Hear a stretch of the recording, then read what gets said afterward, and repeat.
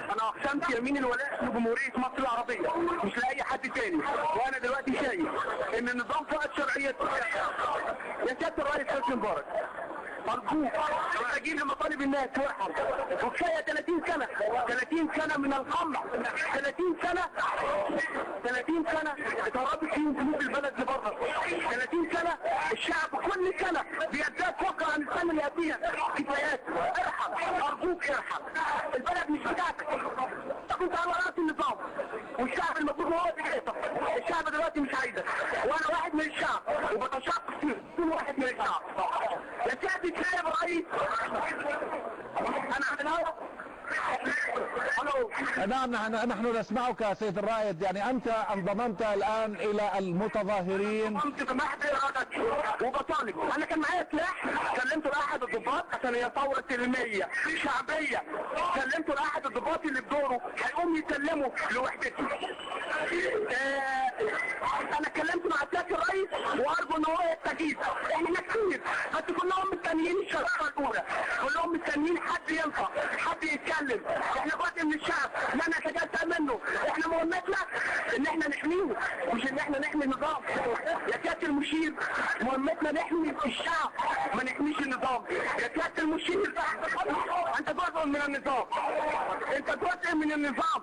الرئيس بقاله 30 سنه بيحكم وانت بقالك 20 سنه فقرت المؤسسه العسكريه. خطرت ما خطرت يا عادي. ارجوك انت كمان امشي. يا سيادة الرئيس انا عنان، ارجوك قوم بدورك. يا سيادة قائد المنطقة المركزية قوم بدورك. يا سيادة قائد الحرس الجمهوري قوم بدورك. الناس دي لازم تمشي، الناس دي لازم تمشي. يعني انت تريد ان تكون الكلمة للجيش للعسكريين في مصر في هذه اللحظات، وانك كما هو واضح من كلامك تشعر بان الان الدور يجب ان يكون للقوات المسلحة المصرية في حسم الموقف. هل هذا ما تريد ان تقوله؟ الدور يجب ان يكون للقوات المسلحة في انهاء هذه الحالة اللي احنا فيها بقى لنا اكتر من 17 يوم. الشعب مش عايزه، لازم يمشوه. البلد كلها وقعت وانتوا اللي مسكتوها، انتوا اللي حمتوها. رحموا الناس دي، مشوهم. الناس دي مش عايزينهم، الشعب مش عاوزهم. انا عايز اوجه كلمة للسيد نائب رئيس الجمهورية. اسمعني يا سيادة نائب الرئيس، كنت على رأس جهاز الامن القومي المصري الذي كان يشهد له بالشفاعة. ماذا قدمت لمصر وانت على رأس هذا النظام؟ قدمت لمصر ايه وانت على رأس هذا النظام؟ حميت فلوس المصريين انها تخرج بره، حميت فلوس المصريين تتسرق وتطلع كلها على بنوك سويسرا والغرب. حميت الفسد والمرتشين، حميت الشعب من الفسد والمرتشين. عملت ايه للبلد؟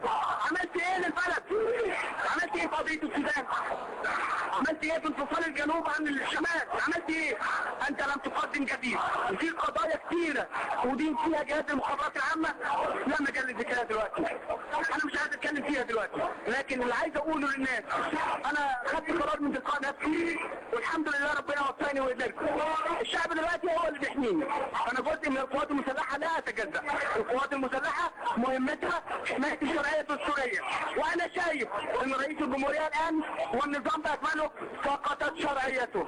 ارجوكم وصلوا كلامنا للناس، النظام فقدت شرعيته. يا سيادة المشير ارحم. يا رئيس اركان حرب القوات المسلحة قوم بدورك. انت وقائد المنطقة المركزية يا قائد الحرس الجمهوري قوم بدورك.